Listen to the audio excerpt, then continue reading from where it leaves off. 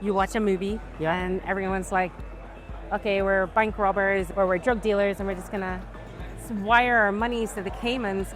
I can't even get a bank account opened in Cayman without bank references, 2 types of ID that are notarized, proof of address. Meanwhile, I could walk into a branch in the US and open a bank account with my ID and my cousin's address and no one's checking that.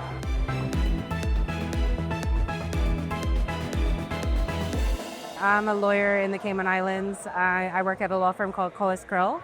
And at Collas Crill, we advise on all aspects of investment funds, corporate law, and most relevant to this conference, digital assets as well.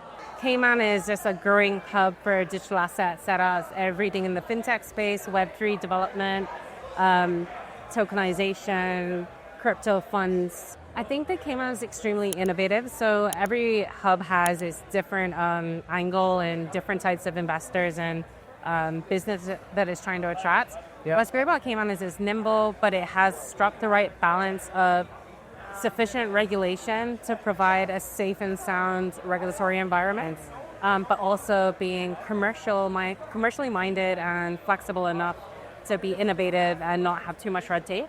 So that innovation has made us a really great hub, not just for startups and emerging managers, but also for institutional clients as they really feel sound and safe in the jurisdiction. We have like 72% of the world's offshore funds set up in Cayman. Oh, and a really interesting stat that I saw recently was in 2024, 47% of those funds invested in digital assets or had some sort of crypto element to them.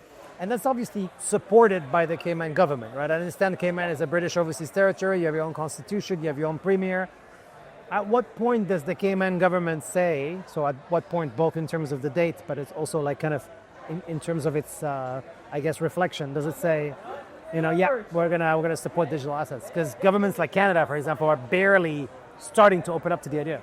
Well, I mean, we have a great government. We have a really commercially minded government as well. So they are always thinking about innovation, what's going to keep us relevant, but also balancing that with regulation and what we need to do to be a sound and safe jurisdiction.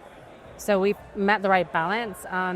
They want to diversify the financial services industry so that it's not just heavily focused on funds, but we're branching into reinsurance and we're branching into digital assets, and they want to ensure that we have the laws and legislation in place to attract that type of business to the island and do it in the proper way.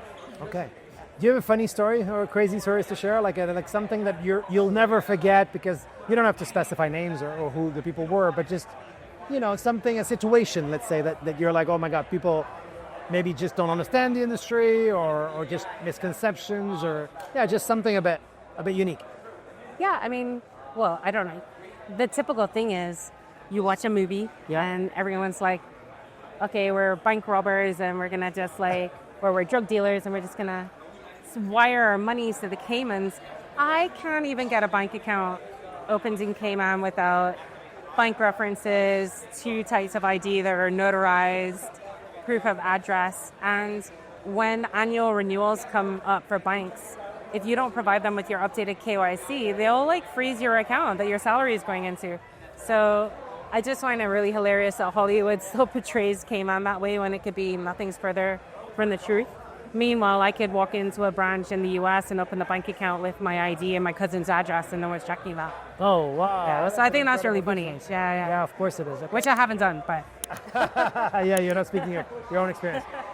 Do you have a prediction, like something about crypto, about digital assets that you see coming that perhaps others might not? I think tokenization is going to be a real thing. So real world assets coming on chain and just all of the efficiencies around that. It's the way of the future. We have to prepare for it. Cayman needs to pass legislation, which they have produced a consultation on and a bill for, to just ensure that there's legal clarity around tokenized structures. And I think that we'll have a lot more business in that space once that legislation is sorted and passed. Nice to end on a positive note. Thank you very much. Loved interviewing you. Thank you.